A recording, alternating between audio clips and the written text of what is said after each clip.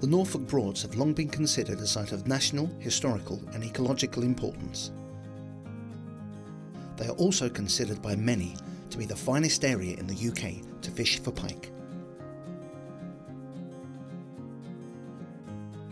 The Broads play a vital role in the livelihood of these beautiful creatures. However, pike as a species are under threat from potential dangers, including salt surges, primnesium outbreaks and bad handling by anglers. Therefore, it is our duty as anglers, or even just as people who care about the preservation of endangered species, to do our part in the conservation of pike. So how do we address these issues? The first step is by watching this film and listening to the people that make a difference in the pike fishing world. Anglers, historians, authors, fishing club members and the authorities that are actually doing something about these problems offer us their insight with discussion, tutorials and even real-life examples from within the pike fishing spectrum. To start us on our journey toward the conservation and preservation of pike, we turn our attentions to the history of the Norfolk Broads and how pike as a species have become endangered. I've always been interested in the history of the pike of Broadland, and just to delve more deeply into these stories I found very interesting, and I hope that everybody that read the book would as well. And I suppose Norfolk really has got the most extensive history and pike lore, if you like, of any part of Britain. I don't think even Ireland has got the stories, the legends, the history that the Broads has. And any pike angler that you'll speak to, they'll often say there is something special about fishing on the Norfolk Broads, and that is the case. And I think it always will be. One of the things I've discovered is that the predominance of Norfolk as a pike fishery without equal in terms of the United Kingdom, it was not always that way, and that until perhaps Jim Vincent's time in the 1930s and 40s, that status was very much not there. And part of the reason for that was the fact that Norfolk and the Norfolk Broads were poached and abused rankly during the 19th century and the early part of the 20th century, so much so that the very first bill presented to Parliament to protect coarse fishing as opposed to game fishing was the Norfolk and Suffolk Fisheries Bill, which was enacted in May 1877. The Broads had been brought very nearly to the verge of extinction as a viable coarse fishery, and that is why the Norfolk and Suffolk Fisheries Bill was enacted in 1877.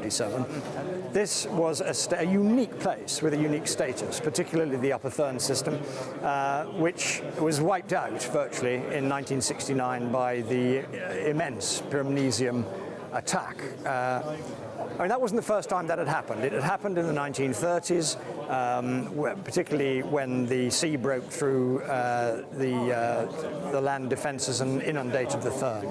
And the area was restocked largely through the efforts of Jim Vincent with young pike.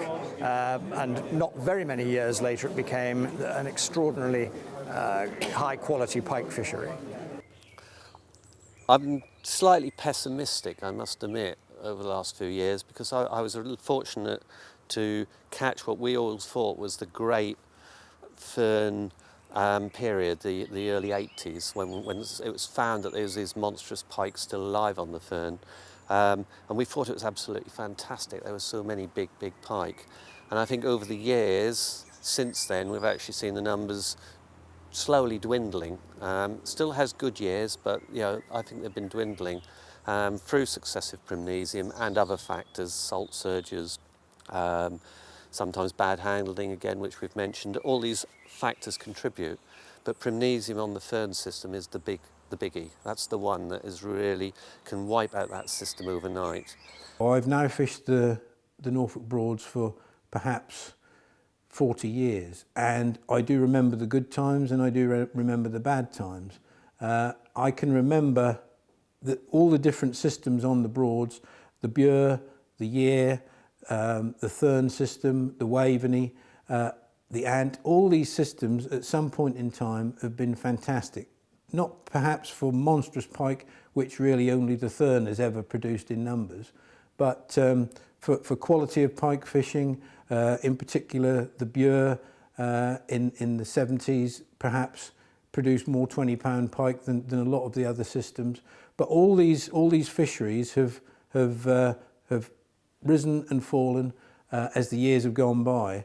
But the one thing I have noticed in recent years is that it's just not as good as it used to be. And you tell this to perhaps the young generation anglers, and they can't really relate to it because they don't know how good it was in the 70s and the 80s. Hence, really, the hard work that the Pike Committee of the Broads Angling Strategy Group has, all the hard work that has been put into this, and hence this video really, which is trying to address some of the problems and to try and preserve what pike fishing we have left and try in some way to get it back to how it really should be, not just for one system but for all the systems, all the river systems and their adjoining broads within Broadland.